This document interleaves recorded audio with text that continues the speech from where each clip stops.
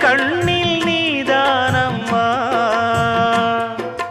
உண்ணாமல் உறங்காமல் உன்னால் தவிக்கும் பொண்ணு மணியின் நெஞ்சுக்குள்ளே இன்னாருன்னு சொன்னால் புரியுமா?